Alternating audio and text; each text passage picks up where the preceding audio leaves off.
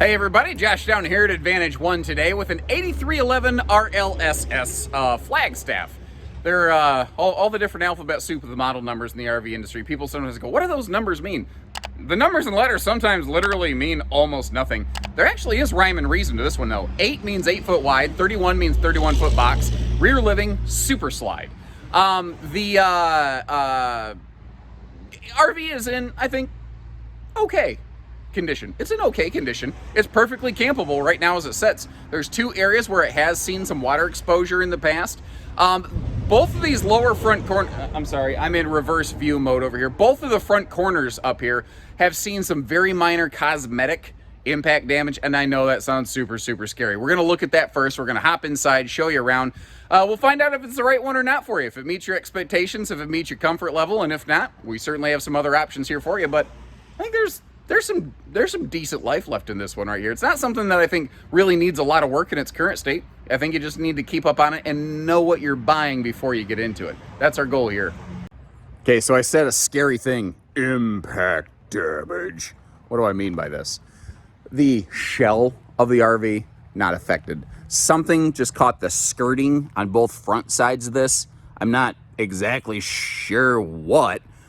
This side looks like it maybe got it a little bit more, and it's difficult to see, but we're going to look at an area where it's been water affected on the inside. Actually, you can see some decent ripples right there, just so that you have an idea of maybe where that came from. The funny thing is, I think that actually came from the floor up, because water works with gravity, although it can osmose upward a little bit if in a like a wood product, a water star product. Because if you start looking up, it goes away before it gets to a window, before it gets up to the roof line. So that didn't come from the top. I actually think, and I'll talk about this later, you might notice that over here there's some water hookups and there's some water stuff over here. I think a plumbing fitting might have been missed in a winterization, and a little bit of water affected the trailer. It looks like it was corrected because everything's still solid as a rock, so it wasn't left that way.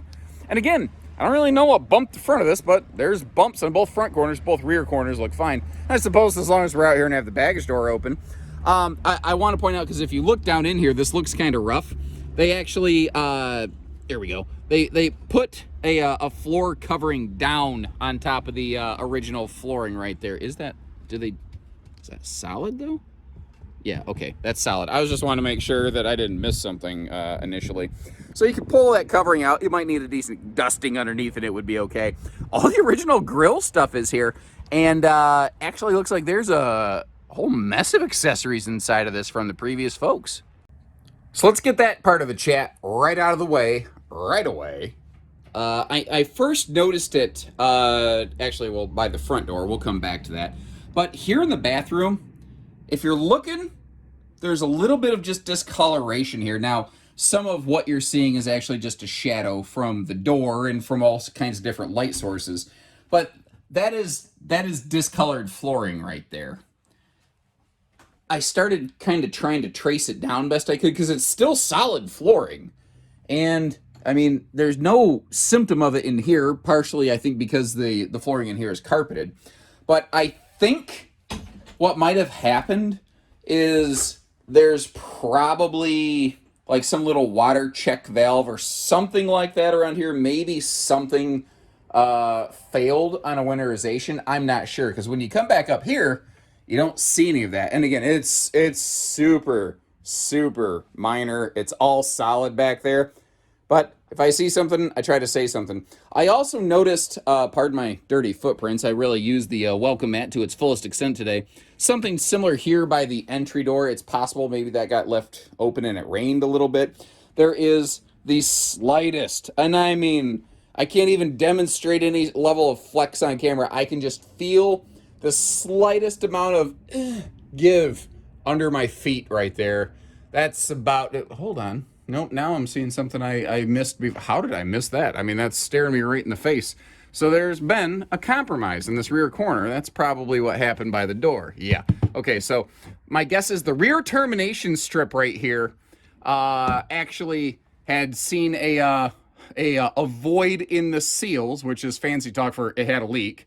that affected this area. Now, this is a laminated roof. These are laminated walls. This is a 6-sided aluminum frame laminated product.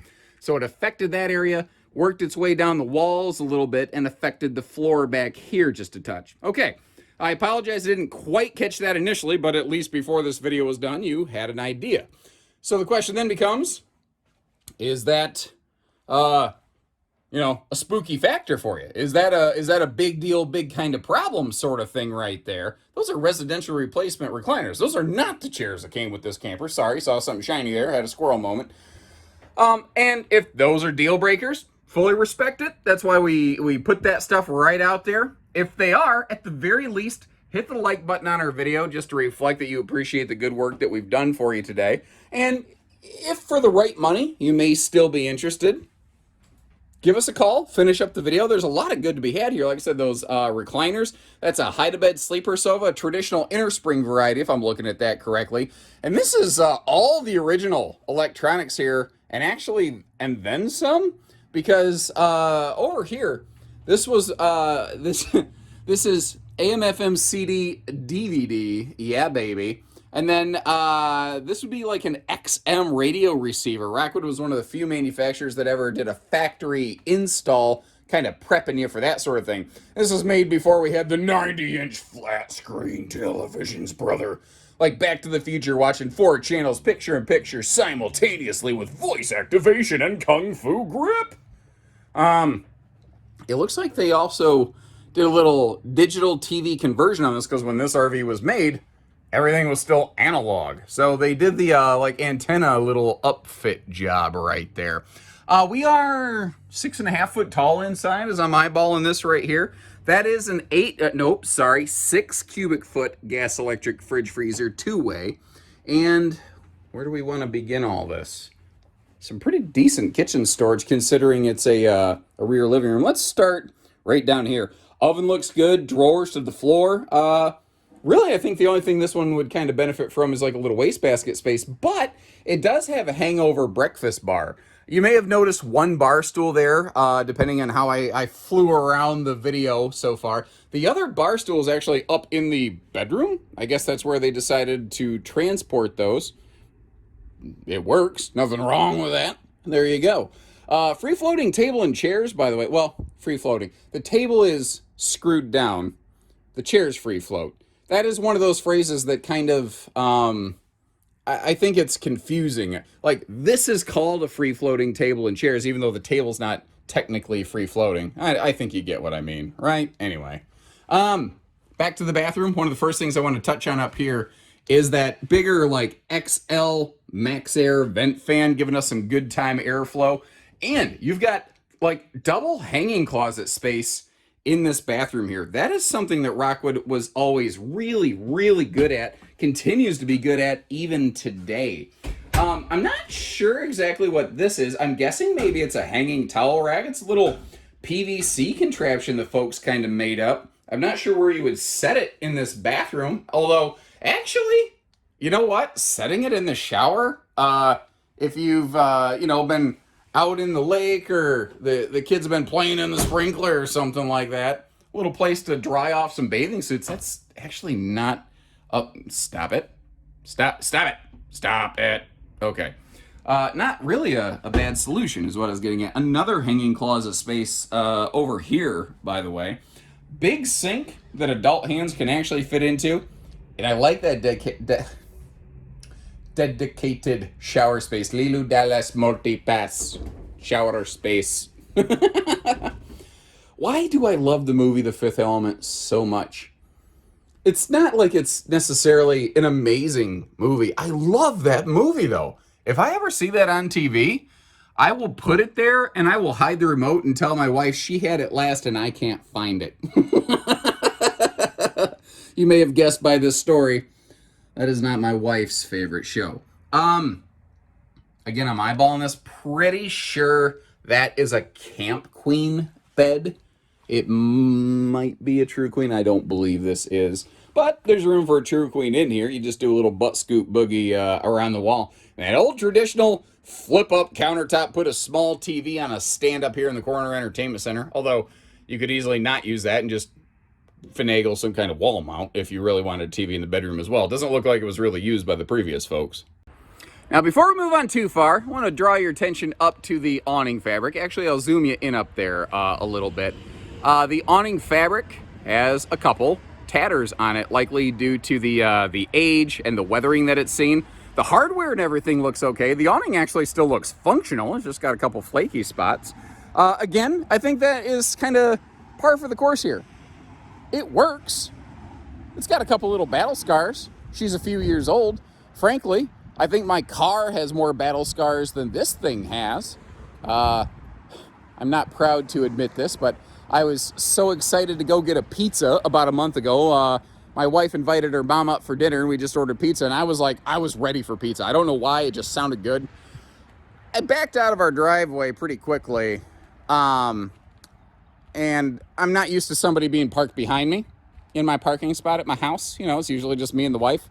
And I may have backed directly into my mother-in-law's car. Being the decent person that I am, I'll pay to take care of whatever that costs, but that ended up being the most expensive pizza to this point in my lifetime. I suppose there's still time and opportunity where I might find myself enjoying an even more expensive pizza. Understand, though, I hope that never happens, and I also hope that you never find a more expensive pizza. Spare tire carrier, the bracket's there. The rest of it, though, she gone. So pardon my dirty footprints. Unfortunately, the weather that we've had, everything is just clumping together on the bottom of my shoes. But what's funny is you actually have proof positive that I have made a pass up here and looked around at this thing. Now, this area of the RV has definitely been water affected like we saw inside. It is soft. I'm still able to obviously walk on it to get through here. You can actually see where I stutter stepped with my foot a little bit, just making sure I did not want to go through someone's roof. That, though, it looks like it's all been resealed. Everything that I see on the RV currently is holding pretty nicely. That being said, there are, without a doubt, multiple areas of this RV that need some resealing. Not leaking, but they're gonna if you let them go. And that, hold on, let me back up. So just to give you an idea, like my feet, I was walking on this, it's a little bit crunchy, and it's kind of tricky because it's crunchy right in front of the ladder. If you're going to get up here for roof work, it would be a good idea to somehow have an extra board up here just to disperse your weight to do all your routine TLC.